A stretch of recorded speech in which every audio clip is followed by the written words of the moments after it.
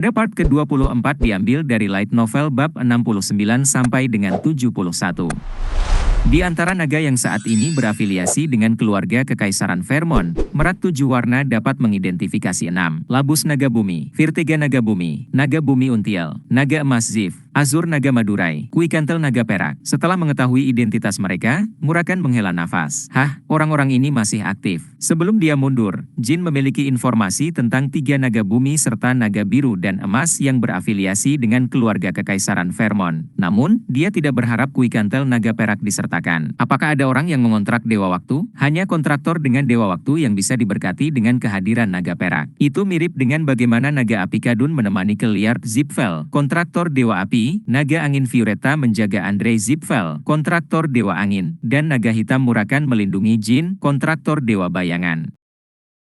Dalam kehidupan masa lalunya, Jin berusia 26 tahun ketika dia mendengar tentang seorang penyihir yang mengontrak Dewa Waktu, Olta. Pada saat itu, setidaknya sudah setengah abad sejak seseorang yang layak menjadi kontraktor Olta lahir, dan itu menyebabkan kegempampan di seluruh dunia. Jika apa yang kudengar itu benar, maka itu berarti sesuatu yang buruk telah terjadi. Dan memang, sesuatu yang buruk telah terjadi. Menurut ingatannya, kontraktor itu adalah Zipfel berdarah murni, dan Zipfel berdarah murni tidak akan bekerja sebagai penyihir di Kekaisaran Vermont. Jin mencoba memberitahu Murakan informasi ini, tetapi naga itu membuka mulutnya terlebih dahulu. Dan Kuikantel, apakah kontraktor Olta tinggal di Kekaisaran Vermont? Hei, Tuer, kamu yakin info ini akurat? Ya, Murakan, Pak. Dunia tidak tahu bahwa kontraktor Olta ada di keluarga Kekaisaran Vermont. Klan penyihir mana yang merupakan kontraktor Kuikantel? Coba saya pikirkan tentang klan favorit Olta. Lafun, Kainul, oh itu adalah orang biasa bernamanya. Rupanya, dia seorang sarjana berbakat di Akademi Sihir Vermont. Faktanya, dia masih bersekolah. Orang biasa, Olta yang mencintai darah bangsawan murni mengontraknya. Saya kira bakat tidak berbohong. Bagaimanapun, itu cukup lucu. Aku hanya bisa bertanya pada Kuikantel tentang keberadaan naga penjaga Asmil. Jin bingung dengan orang biasa dan cendekiawan berbakat. Saya belum pernah mendengar namanya. Jika dia bisa membuat kontrak dengan Olta, maka dia berpotensi memiliki kekuatan yang luar biasa. Dan karena dia seorang siswa, dia seumuran atau sedikit lebih tua. Selain Solderet, dewa-dewa lain yang disembah oleh para penyihir adalah Dewa Api Sheenu dan Dewa Waktu Olta. Meski begitu, mengapanya tidak menjadi pesulap terkenal? Dan, menurut ingatan Jin, kenapa kontraktor Olta baru muncul setengah abad kemudian? Tidak perlu berpikir keras. Penyihir Zipfel mungkin menyingkirkannya dan membentuk kontrak lain. Meskipun dia tidak memiliki bukti atau bahkan sesuatu yang sederhana seperti firasat, dia yakin akan hal itu. Menyingkirkan siswa biasa di pinggiran kota yang tenang semudah bernafas bagi mereka. Tetapi tidak ada cara untuk membentuk kontrak lain. Tidak ada yang tahu apakah itu mungkin, tetapi jika itu adalah Zipfels, mereka akan menemukan cara untuk melakukannya. Saya sudah mendengar desas-desus itu dengan seksama, Tuan Kashimir. Jaringan intelijen Seven Colored Paacok luar biasa. Saya tidak punya waktu untuk mengatakannya sebelumnya, tetapi saya benar-benar terkejut bahwa kamu adalah pemimpin dari agen perantara informasi yang luar biasa ini. Tidak ada apa-apanya dibandingkan dengan Rankandel S, Tuan Muda Jin. Namun, saya ingin mengucapkan terima kasih atas pujian kamu. Saya juga tidak bisa mengatakan ini, tetapi saya bersumpah bahwa saya akan membawa kata-kata kamu ke kuburan saya. Sama di sini. Bahkan setelah menyelamatkan Euria, kamu dan aku akan memiliki banyak pekerjaan yang harus dilakukan. Memang, kita sekarang berada di kapal yang sama. Bahkan jika kita tidak bisa menyelamatkan naga penjaga putriku, aku tidak akan pernah mengkhianatimu, Tuan Muda. Saya akan membantu pekerjaan kamu seolah-olah itu adalah pekerjaan saya sendiri. Aku juga berjanji untuk menemukan dan mengembalikan naga itu. Jin mengulurkan tangannya dan keduanya berjabat tangan. Kashimir terlihat jauh lebih tenang dibandingkan saat pertama kali mengetahui kondisi putrinya. Mereka memiliki pekerjaan yang harus dilakukan untuk menyelamatkan Euria. Aku akan mengalihkan semua sumber daya dari Merak Tujuh Warna untuk menemukan naga penjaga. Anak baik, pastikan untuk bermain dengan anak itu. Aku akan pergi sekarang. Murakan, apa yang kamu inginkan? Nah, kurasa aku juga harus pergi. Tentu, terserah. Bagaimana dengan Strawberry Pie? Karena kamu takut ketinggian, kamu sebaiknya tetap di sini. Juga, itu sedikit berbahaya. Berbahaya? Kuikantel menyebalkan. Dan kami memiliki masa lalu yang buruk. Lady Gilly, saya akan menyewa pengawal untuk membawa kamu ke sana. Saya akan mendapatkan beberapa rekan bicara sehingga mereka dapat membuat kamu tidak khawatir tentang Ser Murakan atau Tuan Muda. Jika kamu bisa, tolong siapkan pengawal dengan darah Kekaisaran Vermont. Saat Jin mengatakan ini, mata Kashimir melebar. Tidak hanya fakta bahwa dia memimpin agen perantara informasi yang hebat tetap disembunyikan, tetapi juga fakta bahwa para pemimpin besar dari 7 warna merak, 7 besar, memiliki darah kekaisaran Vermont di pembuluh darah mereka tidak diketahui dunia hanya belum. Sial, aku meremehkan jaringan intelijen Rankandel S. Aku tidak berencana menyembunyikannya darimu, Tuan Muda. Sampai jumpa lagi, Tuan Kashmir. Kashmir meninggalkan penginapan, meninggalkan kru Jin di ruang kosong. Mereka terbang setidaknya selama 2 hari ke wilayah laut terpencil di dekat Kekaisaran Vermont. Saat mereka mendekati lautan luas di ketinggian yang tinggi, Murakan perlahan mulai turun. Mereka tiba di pagi hari, tidak ada satu perahu pun yang mengapung di perairan yang diterangi cahaya bulan. Selama perjalanan mereka, Jin mendengarkan banyak cerita tentang hubungan berbagai naga dari Murakan. Apakah kamu baik-baik saja dengan itu? Menurut ceritamu, kupikir naga-naga ini tidak akan bersahabat denganmu. Jika ada, mereka akan dipaksa dengan rasa takut. Murakan berkata bahwa naga saat ini yang tinggal di Kekaisaran Vermont telah dihajar olehnya sejak lama. Itu karena mereka melanggar batas dan terbang di dekat gunungnya selama masa jayanya. Siapapun yang menyerbu wilayah saya disambut dengan pukulan. Itu seperti pada saat itu. Wah, kamu keren sekali, Jin berkomentar sinis. Namun, tidak seperti 5 lainnya, hubungan Murakan dengan Kui Kantel sedikit rumit. Itu adalah salah satu yang dipenuhi dengan cinta karena mereka berada dalam hubungan cinta selama sekitar 500 tahun. Untuk manusia, itu akan setara dengan bertemu satu sama lain selama 5 tahun. Dengan Kui Kantel, kenapa kalian putus? Ya, hanya perbedaan kepribadian. Baiklah, jika saya perlahan mengeluarkan energi saya, Kui Kantel atau preman lainnya akan keluar. Saya mulai. Murakan mulai memancarkan energinya, tapi Jin tidak bisa merasakan apapun. Energi khusus yang hanya bisa dipancarkan dan diidentifikasi oleh naga, mirip dengan ekolokasi lumba-lumba. Itu adalah sinyal yang tidak bisa dideteksi manusia. Namun, melihat ke bawah ke laut tepat di bawah Murakan, riak gelombang konstan terbentuk. Itu keren. Jadi sinyal ini benar-benar bisa mencapai batas dalam kekaisaran? Jika diperkirakan, setidaknya akan membentang sekitar puluhan kilometer. Memberitahukan kehadiran seseorang hanya dengan energi ini sangat mencengangkan. Itu mungkin karena aku adalah aku. Tidak semua naga bisa melakukan ini. Nah, kamu penuh dengan dirimu sendiri. 1 jam berlalu. Anehnya, seperti yang dikatakan Murakan, 2 sosok terbang mendekati mereka dari jauh. Itu adalah 2 naga bumi, Labus dan Untiel. Seperti yang diharapkan dari 2 orang yang paling sering aku kalahkan. Pakai helmu. Jin menggunakan Miltais Rune untuk menutupi wajahnya. Mereka bergerak begitu cepat. Bintik-bintik kecil di kejauhan menjadi sosok drakonik besar dalam hitungan detik. Tidak cepat, lebih terburu-buru, seolah-olah mereka terlambat masuk kelas. Murakan!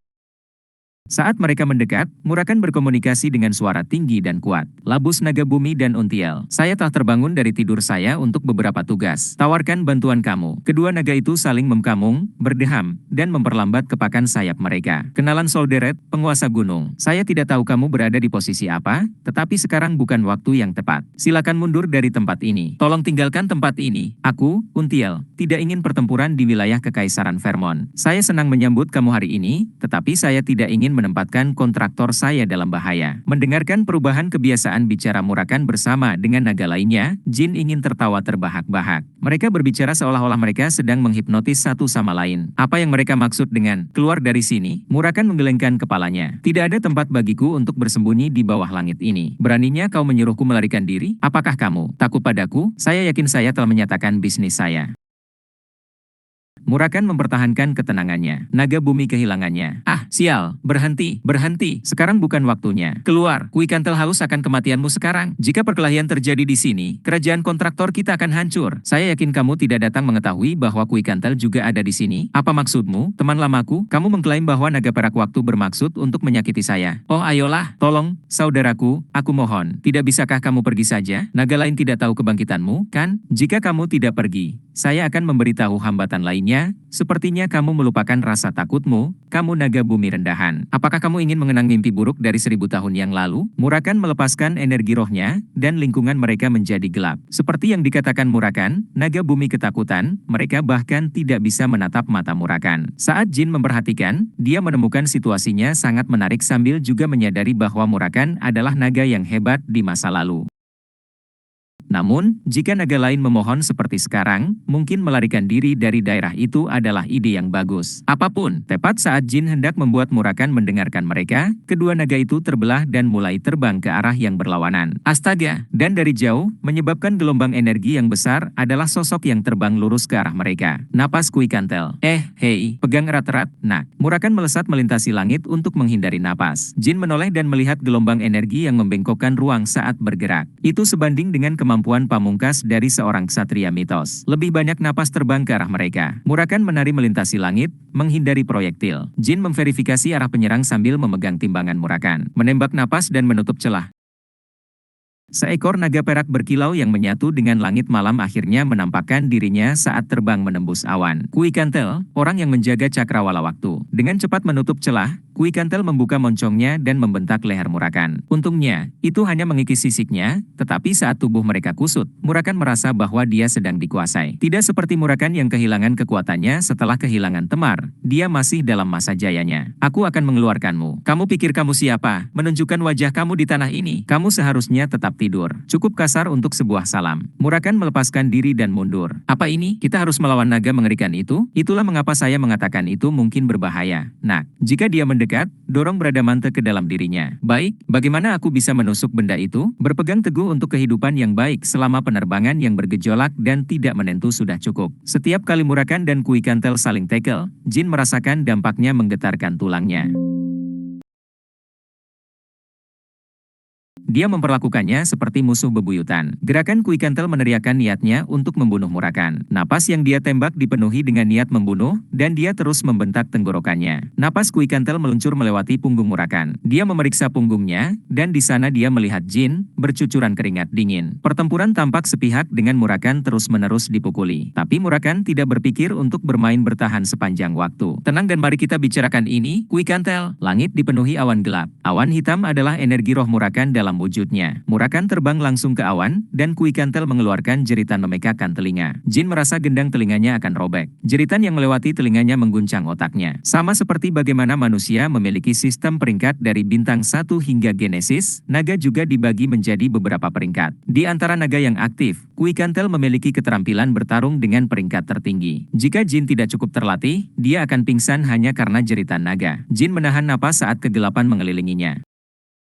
Aku harus meluruskan pikiranku. Untung aku ikut, jika kamu mati karena naga perak itu, aku tidak akan mendengar apa-apa. Tidak mungkin aku mati. Tidak peduli seberapa kuat Kui Kantel, dia tidak bisa masuk ke sini. Mari luangkan waktu kita untuk memikirkan sesuatu. Cara untuk membujuk orang itu. Tapi Murakan mengalami delusi. Kamu pikir aku tidak bisa mengejarmu di sana? Sayap Kui Kantel menyebabkan guntur yang tajam. Kemudian, tubuh besar menembus energi roh Murakan seperti seorang penyelam melalui air. Kui Kantel, bagaimana kabarmu? Sepertinya kamu masih belum menyadari betapa lemahnya dirimu. Kamu menyebut sampah ini pelepasan energi? Murakan, saya tidak bisa menyembunyikan kekecewaan saya. Kui Kantel, pikirkan masa lalu kita. Mengapa tidak berakhir di sini saja? Aku hanya datang untuk menanyakan sesuatu padamu. Memikirkan masa lalu kita, merobekmu menjadi jutaan keping tidak cukup. Ya, oke. Kurasa itu tidak bisa dihindari. Datang padaku jika kamu bisa. Kamu selalu seperti ini. Yang kami lakukan hanyalah putus. Kui Kantel menggigit sayap Murakan. Suara patah dan patah bergema di seluruh, dan Jin secara naluriah mengeluarkan Bradamante.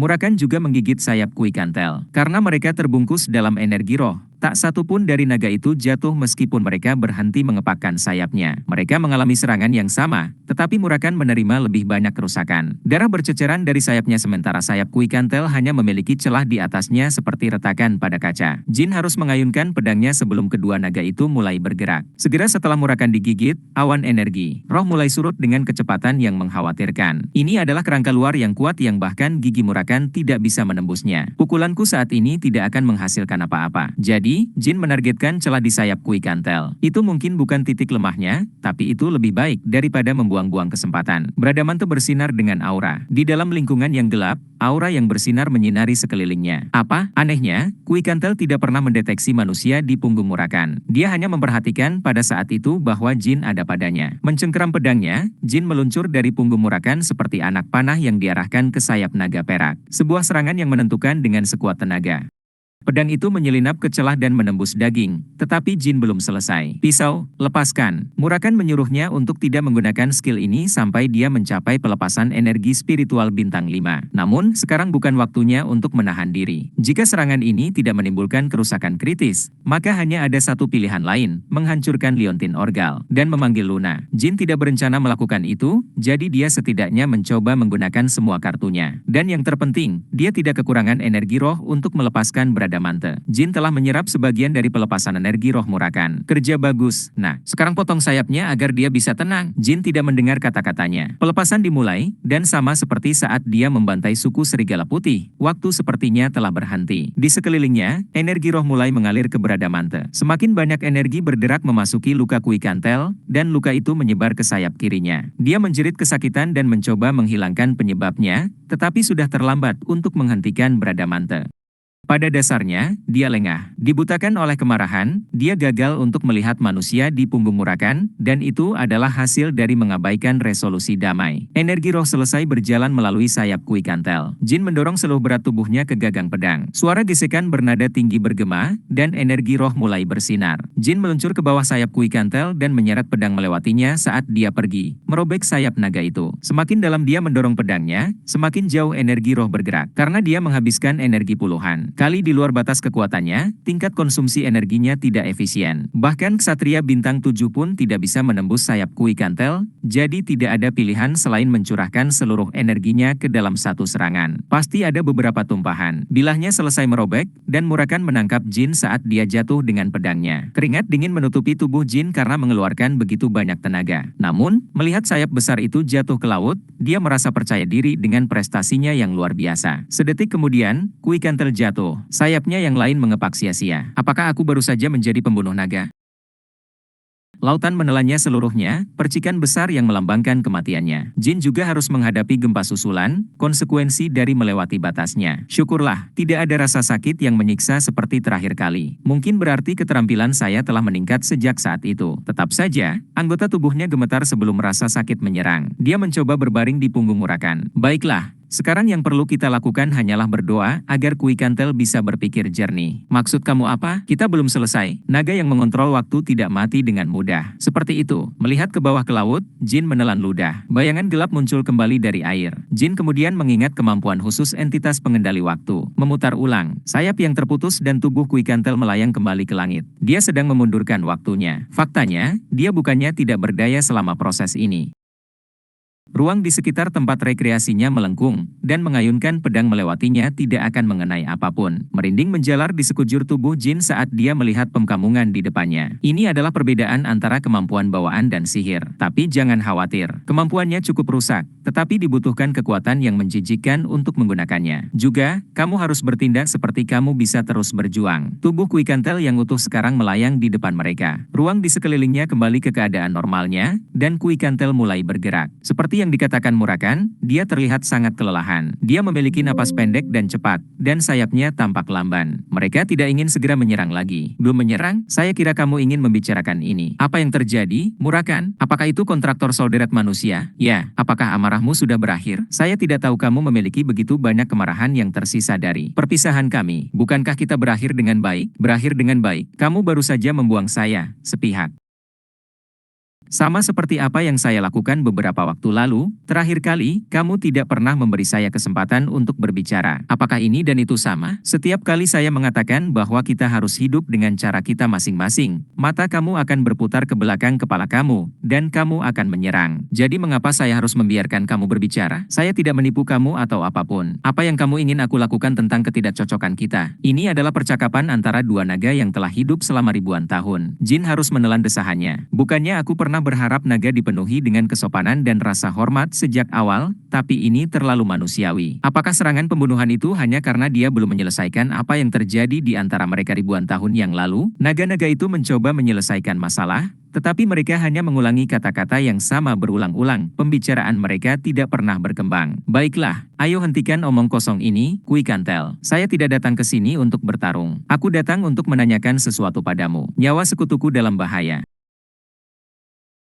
Murakan yang rakus dan berkepala dingin sangat peduli dengan sekutunya. Kamu berbicara kebohongan. Berapa banyak spesies kamu sendiri yang telah kamu bunuh? Saat Murakan mendengar beberapa kata terakhir itu, ekspresinya membeku. Itu adalah topik yang sensitif. Kui Kantel menyadari kesalahannya dan membuang muka. Memang, dari naga yang telah kubunuh, ada juga musuh bebuyutan ayahmu. Seekor naga yang tidak saya ketahui sama sekali, aku membunuhnya hanya karena kau membencinya. Kau tahu? Apakah kamu ingin mendengarnya? Murakan menarik napas dalam-dalam dan melanjutkan. Aku sudah selesai, itu salahku karena mencoba bertanya padamu. Saya akan menyelesaikan masalah ini dengan yang lain. Katakan saja. Sial, hanya dengan melihatmu membuatku emosional. Saya minta maaf atas kata-kata saya. Bagaimana dengan bagian di mana kamu mencoba membunuhku? Saya punya alasan yang tepat untuk melakukannya. Tentu, sobat. Omong-omong, baru-baru ini, naga penjaga Asmil hilang. Kamu tahu sesuatu? Kontraktor Asmil membutuhkannya. Hilang. Apakah kamu berbicara tentang Latri?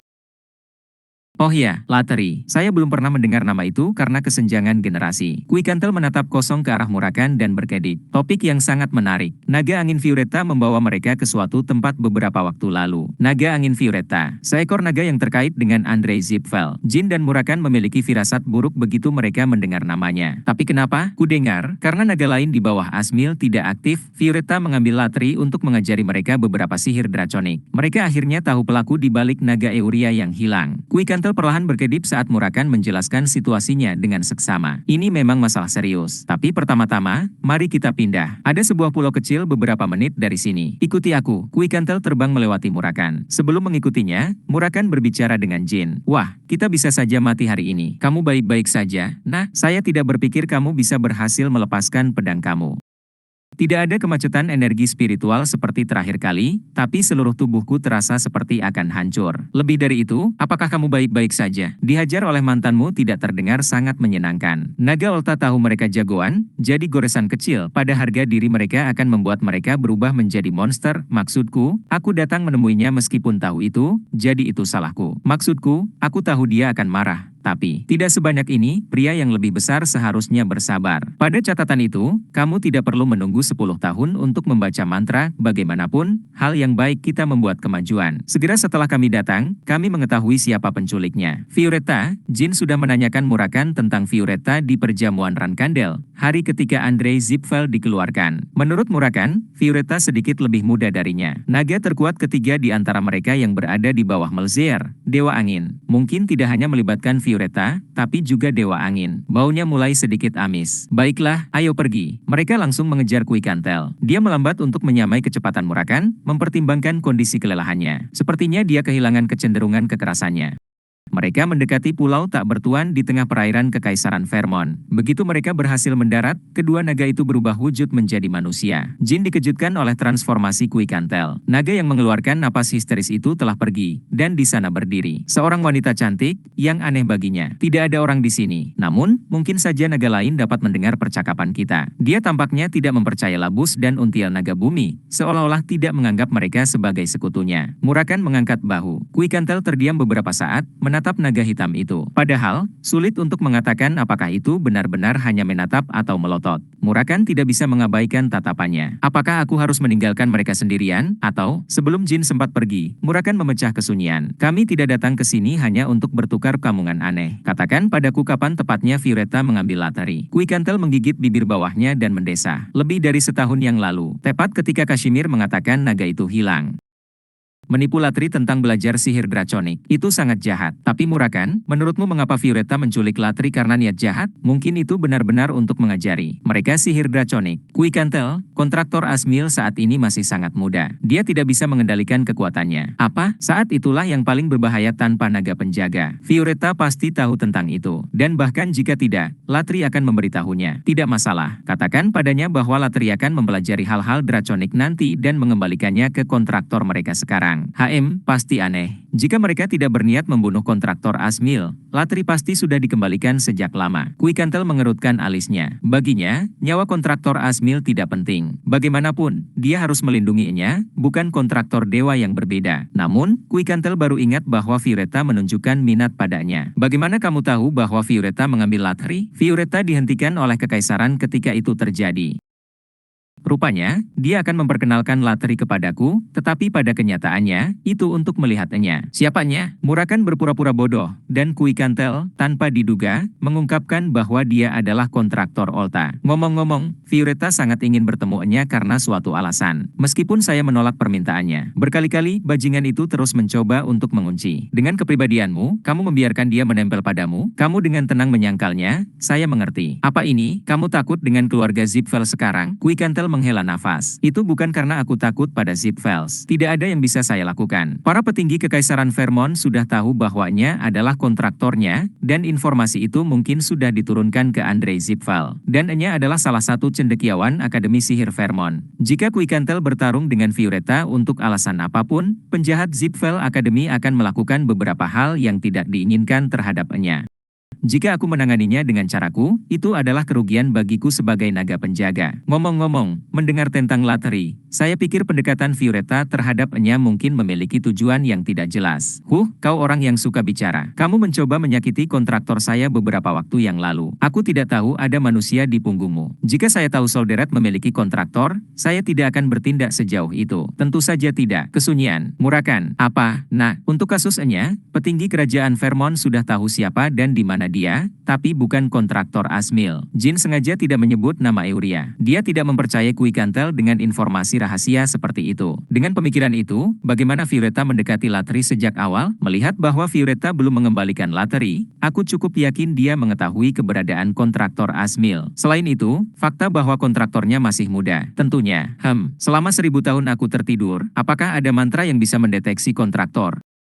Kui Kantel menggelengkan kepalanya. Tidak mungkin hal seperti itu bisa dikembangkan, apakah itu 1000 tahun yang lalu atau hari ini. Tidak ada yang tahu siapa kontraktornya sampai kontraktor menemukan kekuatan mereka sendiri. Kita tidak pernah tahu. Bajingan Zipfel itu, saya tidak mau mengakuinya, tetapi mereka adalah kelompok yang cukup mengesankan. Oke, tapi bahkan jika sihir semacam itu ada, apa gunanya menemukan kontraktor? Mereka bisa mendapatkan keuntungan dalam dua cara. Setiap kontraktor di luar kendali mereka dianggap sebagai ancaman, sehingga mereka dapat dengan mudah menghilangkannya. Juga, jika kontraktor mati, klan Zipfel memiliki kesempatan untuk membuat kontrak dengan dewa yang saat itu kosong. Jin menjawab, menarik perhatian Kui Kantel. Hanya untuk itu, bukankah mereka sudah memiliki kekuatan nasional yang sangat besar? 1 atau 2 kontraktor tidak akan menjadi ancaman. Aku tidak tahu tentang naga, tapi kehausan manusia akan kekuatan tidak pernah berakhir. Juga, jika beberapa kontraktor berkumpul, mereka pasti akan menjadi kekuatan yang harus diperhitungkan.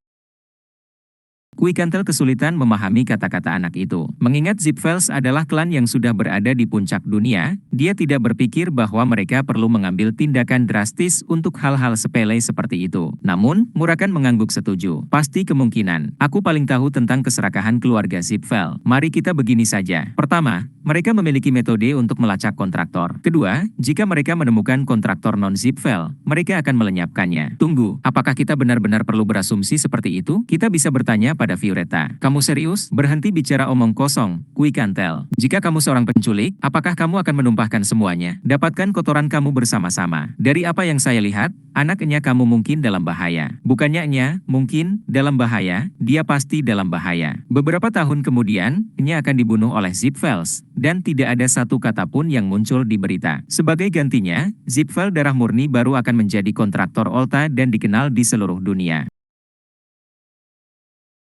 Sebagai seorang regresor, Jin yakin dengan teori ini. Dia ingat berbagai peristiwa dan kejadian di kehidupan masa lalunya dengan sangat jelas. Saya membuka mata lebar-lebar, dan Nya tidak dalam bahaya. Sampai anak itu tumbuh sepenuhnya, tidak ada yang bisa menyakitinya. Tolong berhenti menyangkalnya, dan berpikir jernih. Meninggalkannya sendirian akan menyebabkan kematiannya. Kata-kata ini hendak keluar dari mulut Jin, tapi Murakan mengatakannya sedikit lebih keras. Kui Kantel, tidak ada yang salah dengan bersikap sangat berhati-hati. Tetapi tidak mungkin bagi kamu untuk berada di samping Nya 24/7 selama 365 hari dan lebih. Keluar saja dari kerajaan Vermont. Akademi menyampaikan setiap gerakan Nya ke Zipfels. Anak itu tidak pernah meninggalkan kekaisaran sejak lahir. Bahkan, seluruh keluarganya ada di sana. Apakah kamu menyuruh saya untuk mengubah hidup mereka karena ancaman yang tidak diketahui dan tidak pasti? Hidup hanya menyenangkan jika kamu masih bernafas. Dengar, ini hanya saran. Bagaimanapun, pilihan ada di tanganmu. Bu Kui Kantel, tolong dengarkan apa yang saya katakan. Kui Kantel berbalik ke arah Jin. Murakan dan aku akan mencari Lateri. Kami akan melakukan apapun yang diperlukan. Tetapi jika Lateri ditemukan di penjara atau terluka, dan kami memberitahu kamu tentang hal itu, apa yang akan kamu lakukan? Saya akan. Kuikantel mengatupkan giginya. Pindahkan Enya. Kalau begitu aku akan melakukannya sekarang. Jika Lateri sudah di penjara atau terluka saat kita berbicara, tidak peduli seberapa cepat kamu, itu akan terlambat. Saya dengan rendah hati meminta kamu membuat keputusan yang bijaksana. Anak itu benar, Kuikantel. Pindahkan kontraktor Olta dan keluarganya ke tempat yang lebih aman. Kami akan menentukan apakah Violeta penuh omong kosong atau tidak, dan kemudian kami akan bertemu sekali lagi. Kuikantel tidak bisa lagi bertahan. Tidak ada satu kesalahan pun dalam argumen mereka, dan dia benar-benar khawatir tentang masa depan Enya. Mereka lebih mengkhawatirkan keselamatan Enya daripada saya. Saya harus banyak belajar dari mereka. View, Kuikantel menghela napas dalam-dalam dan mengangguk. Baiklah, ayo lakukan itu. Aku akan membantu kalian berdua. Ah, tidak perlu. Tidak apa-apa. Kami akan menanganinya sendiri. Tentu, kegelapan saya menjadi sedikit lebih lemah, tetapi kamu tidak perlu membantu saya menangani naga angin yang sangat sedikit. Pelacur Violeta itu terdampar. Dan bagaimana kamu akan bertemu dengannya? Apa maksudmu? Bagaimana aku akan bertemu Violeta? Sama seperti bagaimana aku memanggilmu, dengan energiku. Apakah kamu mengatakan ini bahkan setelah mengetahui berapa banyak naga bersama keluarga Zipfel? Selain itu, kamu akan membawa anak Rankandel dan pergi ke daratan Zipfels. Jin dan Murakan menghadapi Kuikantel dengan ekspresi terkejut. Apa yang membuatmu terkejut? Anak itu memiliki aura seperti Temar Kerdil itu. Kamu pikir saya tidak akan memperhatikan energi itu? Kuikantel, bisakah aku mempercayakan rahasia ini padamu? Saya tetap menjunjung tinggi Temar. Berada bersama salah satu penerusnya mengingatkan saya pada masa lalu. Temar Rankandel, Murakan, dan Kuikantel adalah teman dekat. Saat Murakan dan Kuikantel bersama, itu. Ngomong-ngomong, aku akan menelepon Violeta. Dia akan bereaksi terhadap panggilan saya seperti remaja yang horny. Kalian bisa berurusan dengannya setelah itu.